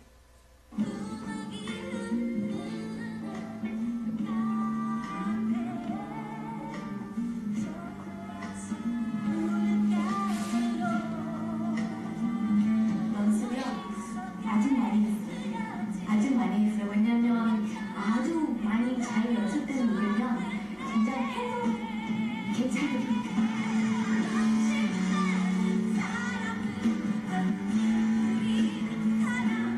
지금 기분이 너무 좋아요. 진짜 1등이 됐던 7등이 됐던 다 받아들일 수 있는 마음 준비됐어요. 자, 이게 제가 나가수라는 프로가 처음 시작했을 때 첫 번째 명예 졸업을 한 사람이 박정현이죠, 그죠? 이 명예 졸업이라고 첫 번째 했는데 제가 집에서 TV를 보고 있는데 중간에 박정현 씨를 인터뷰하는 장면을 보고 이거 정말 말이 된다 해서 이 부분을 다시 방송에 들어가서 잘라서 지금 올려놓은 겁니다. 박정현 씨는요, 굉장히 노래 잘하시는 분이잖아요. 원래 천부적으로 목소리가 좋은 데다가 청음이 되시는 분입니다. 딱 들으면 이게 도다, 소리다 이게 따닥 들리고 한 번만 들으면 노래 그대로 나오는 이런 굉장한 능력을 가진 분입니다. 근데 이분이 두 가지 얘기를 합니다. 7명이 나가서에 나가가지고 첫 번째 뭐라고 그랬죠? 연습 어떻게 한다고 그랬습니까? 김 교수님 뭐라고 그랬어요? 연습을 어떻게 한다고? 아주 많이 한다, 그죠? 이렇게 탤런트가 뛰어난 분인데도 혼신의 힘을 다해서 이들을 아주 많이 한다는 거죠. 이런 준비 없이는 1등이 되기 어렵고, 난 이분 딱 그때 보고 내가 명예적으로 1등 할 수 있겠다 이런 생각이 들었고요. 더 중요한 거는 두 번째 인터뷰 내용입니다. 노래를 끝내고 내려왔을 때 뭐라고 얘기했죠? 마음이 어떻다고 얘기했는지 혹시 두 분 중에 기억나십니까? 끝나고 내려와서 뭐라고 얘기했죠? 그렇죠? 자, 1등이든 7명이니까 꼴찌든 받아들일 마음의 준비가 되어 있다 라고 얘기를 합니다. 그죠? 그게 무슨 얘기냐면 자기는 최선을 다해서 연습을 거듭했기 때문에 비록 꼴찌가 되더라도 내 스스로한테 미안하지 않다 이런 마음 자세를 얘기한 거거든요. 굉장히 훌륭한 겁니다. 이게 지금 정말 쉽지 않은 일인데 박정현 씨가 이렇게 얘기를 하길래 제가 그걸 잘라서 그 뒤에 계속 쓰고 있고 이 스킷을. 근데 역시 아니나 다를까 그렇게 마음을 비우고 노력을 하니까 1등으로 명예조를 하더라 이런 얘기입니다. 오늘 다른 거 다 해줘도 좋은데 박정현 씨의 인터뷰하고 강수진 씨의 발 이 두 개는 절대 잊지 말고 기억을 좀 해주셨으면 좋겠습니다. 자, 오늘 학생들이 왔기 때문에 팁입니다. 제가 공부는 좀 합니다. 그 예비고사 전국 9등을 했고 서울법대를 졸업했고 하버드를 졸업했고 공부를 어떻게 잘할 수 있냐 이 팁을 지금 학생들이 몇 분 계시기 때문에 드립니다. 공부만 잘하면 범생이죠, 그죠? 잘 놀면서 공부 잘합니다. 어떻게 하면 잘 놀면서 공부 잘하지? 1법칙. 우리 선조들이 얘기했습니다. 망중한의 법칙, 망중한. 즉, 아주 바쁘게 살면서 잠깐 쪼개서 놀 때, 이때 노는 게 맛이 최고가 됩니다. 학생들이 저 안 놀아봐서 모르겠지만, 만약에 졸업하고 취업이 안 돼서 놀아보면 한 달은 재밌는데, 2달째 돼가면 지겹고 재미 하나도 없어요. 그러니까 제일 최고는 빡빡하게 스케줄 짜서 힘들게 가다가 약간의 틈새에 놀아주는 거. 이게 최고입니다. 효율성 최고, 가성비 최고. 이렇게 되는 거죠. 이걸 제가 어디서 봤냐면 하버드 갔더니 친구들이 다 이러고 있습니다.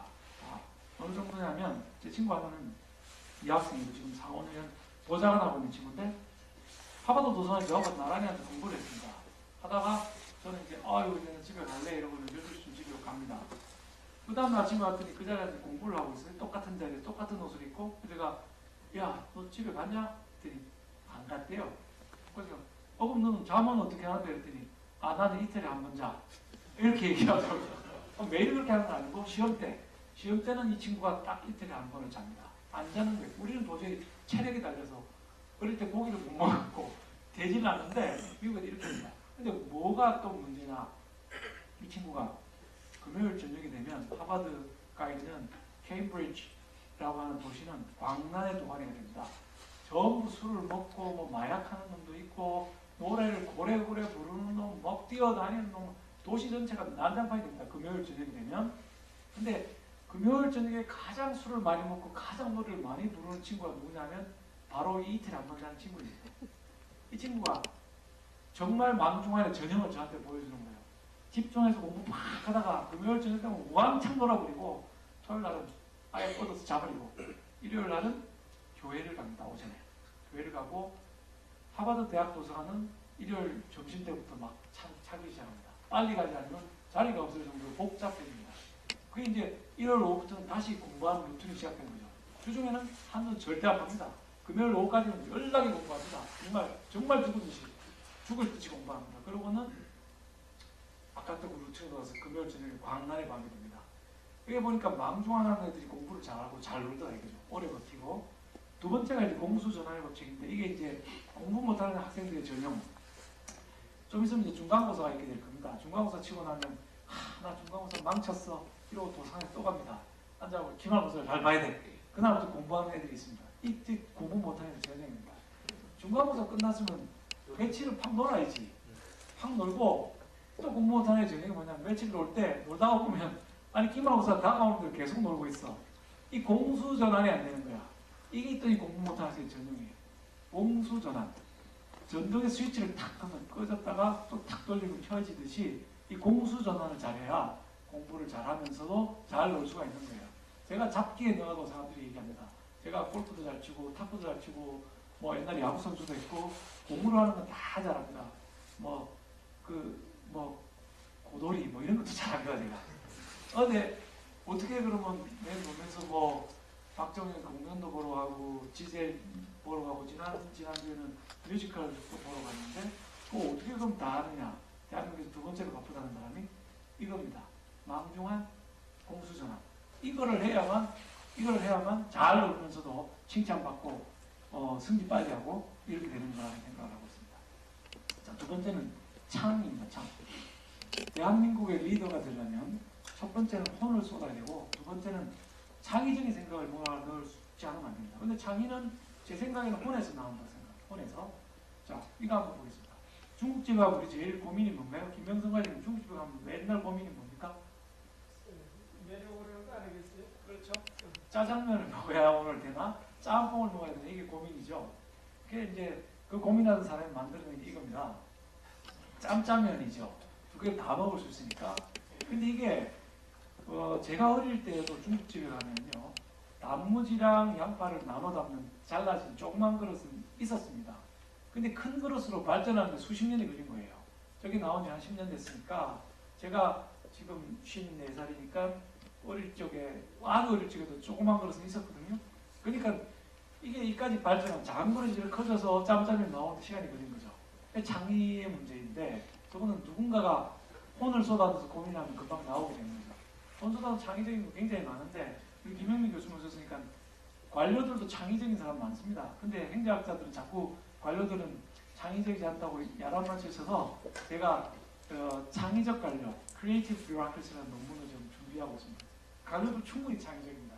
예를 들면 제가 이제 김문수 지사님이 지사를 그만두시고 이제 그만두셨는데 그때 우리 간부들이 모여서 무슨 선물을 할 거냐 고민을 했습니다.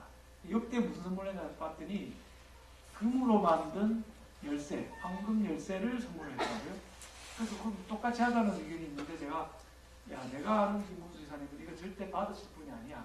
워낙 청렴하신 분이니까 이건 안 돼. 그리고 각자 의견을 내라고 했는데 뭐 갖은 의견이 다 나왔는데 다 별로 재미가 없어요. 다 재미가 없어서 제가 이제 밤에 자면서 내일이면 지사님 환송 만찬을 하는데 도대체 무슨 선물을 할까 고민을 하면서 잠을 잤습니다. 근데 자다가 번쩍 하고 생각이 떠오릅니다. 그게 뭐냐면 삼색 볼펜이죠. 김익호 국장님이 지금 갖고 계시는 삼색 볼펜입니다. 왜 삼색 볼펜을 했느냐? 저게 가격이 3,000원이고요. 김문수 지사님이 저걸 맨날 씁니다.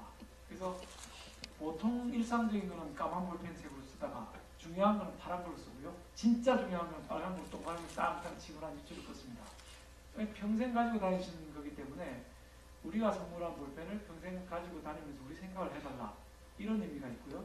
가격이 3,000원이니까 전혀 뭐 이분이 받으시는데 부담이 없으시고요.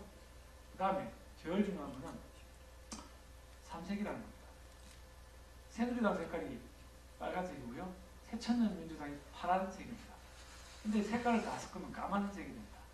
그래서 제가 볼펜을 드리면서 지사님 정치에 큰 대권의 꿈을 안고 가시는데 여와 야를 섞어서 까만색의 정치, 통합의 정치를 해달라는 우리 간부들의 뜻을 담아서 드립니다. 이러고 그 볼펜을 액자에 담아서 선물 드렸는데 울고 많이 났습니다. 지사님도 우시고 뭐 저도 뭐 울컥가서 말을 다 못 이어가고 있는데 이런 게 창의적인 선물이었죠. 근데 이게 신문도 나오고 뭐 조금 언론에 해자가 됐습니다만은 혼을 담으면 나온다. 그 얘기를 제가 말씀드립니다.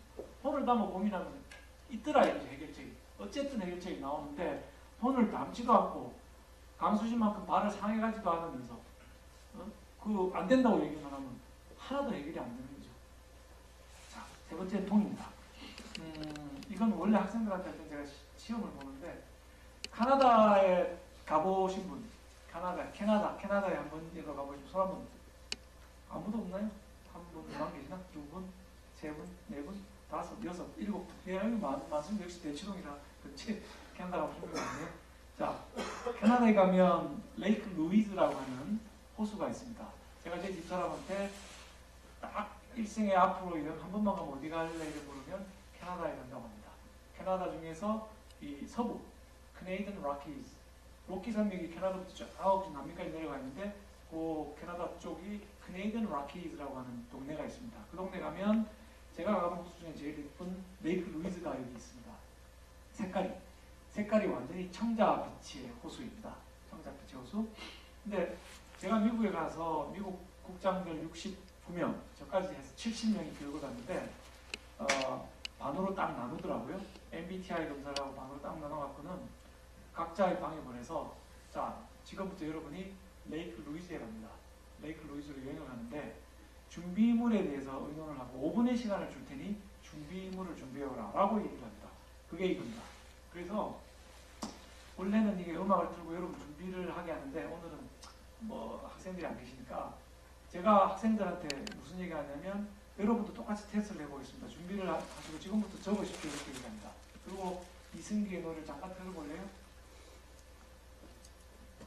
푸른 언덕에 배낭을 메고 황금빛 태양 축제를 여는 광야를 향해서. 오케이. 그래서 뭐 찾을 동안에 제가 말씀드릴게요. 저 노래를 들어주는 사이에 학생들 못 쓰게 하면 학생들이 굉장히 많이 씁니다. 제일 많이 쓰는 학생들 상품을 주는데 중앙공무원교육원에 고시 출신들 할 때 18개를 쓴 사람이 제일 많았고요. 쭉 한번 넘겨볼래요? 지나갔다. 더 지나갔고요. 거기 그렇죠? 자, 근데 이렇게 썼습니다. 저도 마찬가지로 그때 5분의 시간에 우리 팀들하고 전부 의논해서 막 썼습니다. 뭐 캐나다로 가니까 여권이 있어야 될 거고, 뭐 차도 렌트를 해야 될 것 같고, 호텔 예약해야 될 것 같고, 뭐 환전도 좀 해야 될 것 같고요. 여러 가지 막 고민을 써서 저희가 12개인지 3개인지를 썼습니다. 그래서 그거를 종이에 적어서, 큰 종이에 적어서 오라 그러더라고요. 그래서 우리 조가 B조인데 B조가 쓰고 A조가 썼어요. 그래서 갔더니 붙이라고 해서 붙이고 그 위에 큰 종이를 하나 더 붙여놨습니다. 안에 뭐가 되는지 모르는 거죠. 다시 다 모여라 그래갖고 A조와 B조가 모였습니다. 우선 B조부터 까라 그래서 저희가 깠습니다. 자, B팀은 호텔, 비행기 뭐 이런 12개 쫙 적었습니다. 적었더니 A팀이 사람들이 이쪽에 앉아 있던데 전부 깜짝 놀라는 거예요. 막 놀래더라고. 그래서 역시 우리가 많이 머리가 좋아서 많이 생각해내. 쟤네들 한 2개, 3개 적었겠지? 이렇게 생각하고 뿌듯하게 생각을 했거든요. 좀 이따가 A팀 종이를 벗겼습니다. 그걸 보고 B팀은 전부 기절을 했습니다. 기절을. 왜? 도대체 A팀이 뭐라고 썼길래 기절했을까? 지금부터 그 답을 보기로 하겠습니다. 자, 이게 저도 상당히 놀랐습니다. 미국의 고위공무원 70명의 절반이 그냥 간다. 근데 논리는 있어요. 여행을 가는데 기분 좋게 그냥 가면 되지. 뭘 준비를 하고 뭐 이렇게 하느냐. 너 이상한 놈들 내리는 거예요. 우리 쪽에 B팀은 야, 그래도 여행을 가는데 뭐 준비를 하고 가야지. 그냥 가는 게 어딨냐. 이상한 놈들 이러고 막 서로 한참 공방을 했습니다. 그랬더니 강사가 나와서 하는 얘기가 이게 소통의 시작이라는 거예요. 즉, 당신하고 전혀 다른 종류의 사람이 있다는 이 출발을 인정하지 않으면 소통이 안 된다는 거죠. 즉, 자, 다른 상대방은 different, 다른 거죠. 전 A팀 또는 B팀, 저 완전히 엉터리야, 틀려먹었어, wrong이다. 이렇게 하면 소통은 불가능한 겁니다. 소통의 시작은 바로 나와 전혀 다른 생각을 가진 사람들이 있을 수도 있다는 가능성, 그걸 인정하는 데서 소통이 시작되는 거죠. 자, 세계에서 제일 높은 산이 무슨 산이죠? 에베레스트 산이죠, 그죠? 에베레스트 산. 이거는 제가 한 10년째 써먹는 건데 작년에 이렇게 동창회 가서 이 얘기를 했더니 그 김남도 교수가 서울대 입학 축사에서 이 얘기를 써먹어가지고 이제 유명해졌습니다. 답을 아는 분들이 많이 계실 텐데 에베레스트 산이 세계에서 제일 높은 이유를 제가 물어봅니다. 왜 에베레스트가 세계에서 제일 높을까요? 한번 게스 한번 해보세요. 에베레스트가 세계에서 왜 제일 높을까? 장희진은 학생들은 중앙공무원교원 갔더니 한 명이 끝이 EST로 끝났다는 거예요. 최상급. EST로 끝났으니까 이게 세계에서 제일 높은 산인 이유다. 이렇게 얘기해서 제가 초콜릿을 하나 상으로 줬습니다. 창의적이지 않습니까? 답이? 여러 가지 답이 나옵니다. 근데 여러 가지 답이 있을 수가 있고요. 제 답은 마운트 에베레스트가 세계에서 제일 높은 이유는 히말라야 산맥에 있기 때문이다. 이게 제 답입니다. 무슨 얘기냐면 태평양 한복판에 산이 솟아있다면 세계에서 제일 높을 수가 있을까요? 아프리카 사하라 사막 한복판에 산이 삐죽 올라와 있다면 제일 높을 수가 있을까요? 미국 대평원에 산이 올라가 있으면 세계에서 제일 높을 수가 없겠죠. 히말라야라고 하는 거대한 산맥이 밀어받쳐 주기 때문에 그 산에서 제일 높은 산이 나오게 되는 겁니다. 그죠? 그래서 제 답은 에베레스트 산이 제일 높은 이유는 히말라야 산맥이 있기 때문이다. 이게 제 답입니다. 자, 여러분 지금 오른쪽에 있는 친구들, 왼쪽에 있는 친구들 얼굴을 한번 왼쪽으로 한번 봐주시기 바랍니다. 자, 다시 오른쪽으로 한번 친구 가운데 있는 친구들 얼굴만 봐주세요. 오늘 정말 좋은 모임인 대치포럼이라는 자발적인 모임이 모였습니다. 이 모임에서 같이 세상을 고민하고 미래를 연구하고 하는 분들, 이분들이 여러분들 모두가 히말라야 산맥을 만들어가고 있는 거라고 생각합니다. 서로 지적인 자극을 주고 손을 잡아주고 등을 두들겨주고 끌어주고 이렇게 히말라야 산맥을 만들어가다 보면 여러분들 중에 누군가는 에베레스트 산이 될 것이고 또 누군가는 세계에서 두 번째 높은 K2 봉이 될 거라고 생각을 합니다. 뭐 어떤 분은 이름 없는 봉이 될 수도 있겠지만 우리 모두 도와가고 등 두들겨가면서 히말라야 산맥을 만들어가는 그런 세상이 됐으면 좋겠다는 게 제 생각입니다. 자, 혼창통이라고 제가 세 가지 이건 제 친구가 쓴 책 제목인데 아까 말씀드린 내용은 다 제 경험에서 나오고 이 책에 나오지는 않습니다. 네 번째, 다섯 번째는 이제 공직에 특히 필요한 건데 저 같은 공무원들한테 네 번째는 이제 청입니다. 깨끗해야 됩니다. 깨끗해야 되는데 우리나라는 뭐 국제투명기구에서 정하는 부패 지수가 거의 뭐 꼴찌 수준입니다. 44위, 작년에 44위 했는데 뉴질랜드, 핀란드, 싱가포르 맨날 1등을 나갑니다. 우리는 이 부분이 굉장히 이 사람들 공통점이 뭘까요? 누군가 어떤 사람일까요? 아는 얼굴도 조금 계실 거라고 생각이 듭니다만은 이분들이 누구냐면 작년, 재작년에 구속된 공직자들입니다. 예. 작년, 재작년에 구속된 분들 사진을 제가 다 여기 마련해놨습니다. 자, 사회 공인이든 뭐 민간교육이든 간에 그 리더가 된다는 건 항상 미국에서 뭐라고 얘기하냐면 철조망 위를 걸어가는 것과 같다라고 얘기합니다. 저기 영어 단어가 하나, 어려운 단어가 하나 있습니다. B-A-R-B, barb, B-A-R-B, barb는 사진 찾아보시면 알겠지만 가시라는 뜻입니다. 철조망에 가시가 삐죽 나와 있잖아요. 우리말로는 미는, 뭐 이게 barb인데 철조망이 barb, wire, fence, 이게 철조망이에요. 철조망 위를 걸어가는 것과 똑같다. 철조망이 왼쪽으로 떨어지면 교도소안이 되고 오른쪽으로 내려오면 정상적인 사회가 되는 겁니다. 여러분이 공직이든 민간이든 리더가 된다는 것은 항상 철조망 위를 내가 걸어가고 있다는 마음으로 조심조심 한 걸음 한 걸음 내딛어야 된다. 이런 의미에서 청도 또한 리더의 중요한 자질 중에 하나인 것입니다. 이제 마지막입니다. 자, 정리해 볼게요. 첫 번째 좀 따라해 보시겠습니까? 첫 번째 혼, 창, 통, 청, 사는 역사입니다. 역사를 우리 민족의 역사를 이해하지 못하면 절대로 리더가 될 수가 없습니다. 자, 사진 한번 보겠습니다. 1936년 베를린 올림픽 누구죠? 송기정홍입니다. 예, 송기정홍이 올림픽의 꽃 마라톤 마지막 경기 남자 마라톤 우승을 하는 골인 장면이죠, 그죠? 혼신의 힘을 당한 송기정홍의 얼굴이 보이고 있습니다. 골인한 직후 이쪽 사진 한번 왼쪽 사진. 골인한 직후에 라카룸으로 옷을 갈아입으러 가는 장면입니다.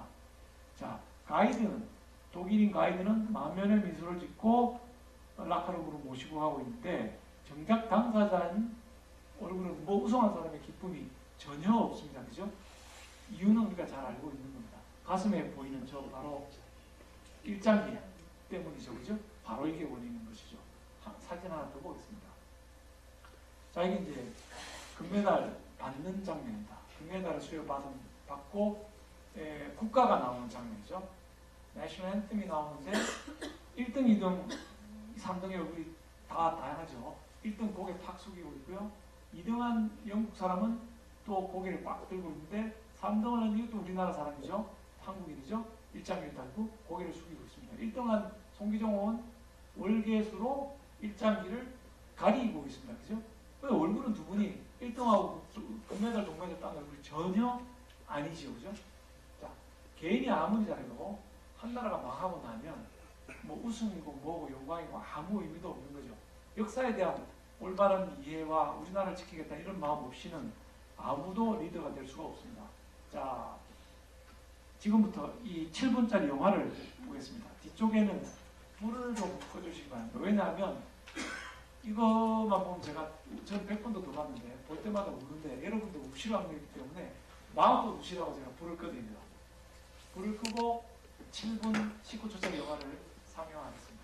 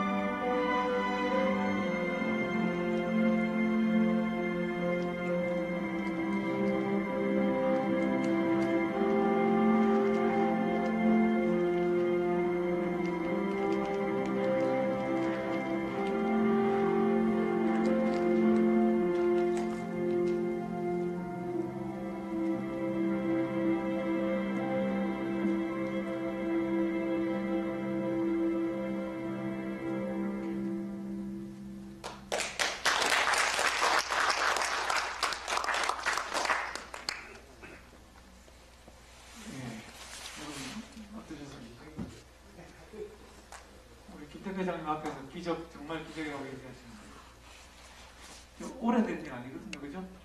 뭐 회장님 다 기억하시나요, 그죠? 절시를 다 지나오셨고 다 기억하시고 저도 다 기억합니다. 우리 학생들 여러분들은 잘 모르시겠지만 이게 얼마 안 된 거예요. 여러분의 부모님, 할아버지는 완전히 다 경험해온 시절입니다.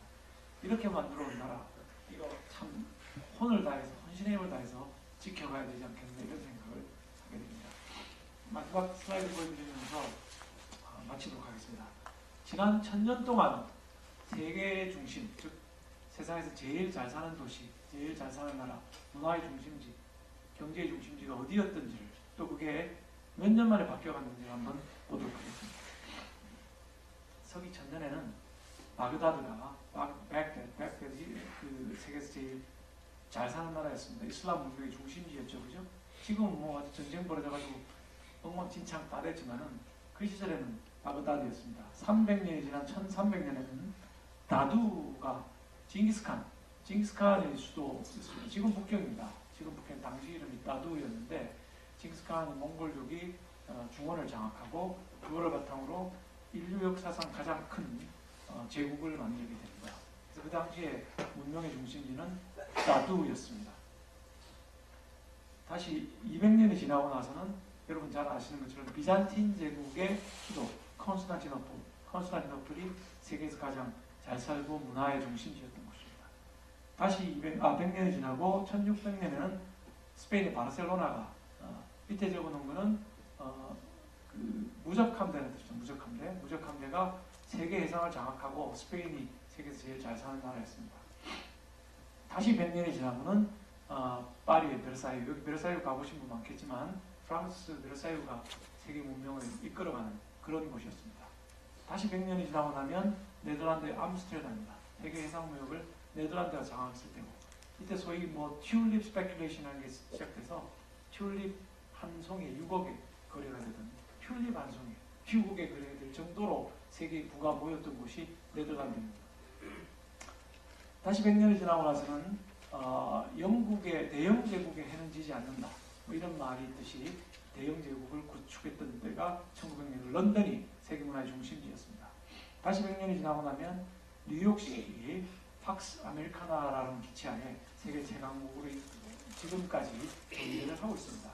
그런데 자, 여러분 한번 보겠습니다. 1000년, 1300년, 300년 걸려서 문명이 이전을 했습니다. 그 다음에 200년, 그 다음에 100년이 걸리면 아무리 강국이고 세계를 이끌었던 나라들도 바뀌고 있습니다. 그죠? 그러면 또 100년이 지나고 나면 어디가 될까요? 한번 보겠습니다.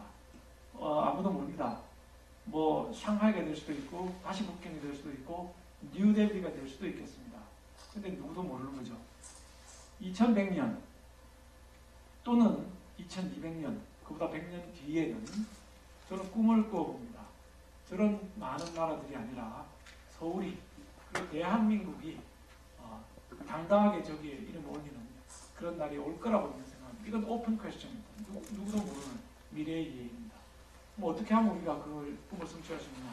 오늘 이 자리에 계신 여러분들, 그리고 이 서 있는 저 모두가 혼신의 힘을 다해서 각자 위치에서 노력을 다, 학생들은 공부 열심히 하고, 직장인들은 뭐 수출 전사가 되고, 저희 같은 공무원들은 정말 훌륭한 공무원이 되기 위해서 밤낮으로 노력하고, 이런 노력들이 뭉쳐져서 히말라야를 만들고, 그래서 마운트 에베레스트가 되는 것이 대한민국 서울이, 대한민국이 세계 최강의 나라가 되는 그런 순간이 아닌가 생각합니다. 오늘 여러분들 이렇게 좋은 포럼 만드시고 좋은 운동하고 계신 것이 하나하나 차곡차곡 쌓이면 언젠가는 대한민국이 반드시 세계 최고의 국가가 될 수 있을 거라고 생각하고, 그날까지 저도 열심히 하겠습니다만 여러분도 다 열심히 하셔가지고 함께 좋은 나라 만들어갔으면 좋겠습니다. 오늘 제 강연 여기서 마치겠습니다.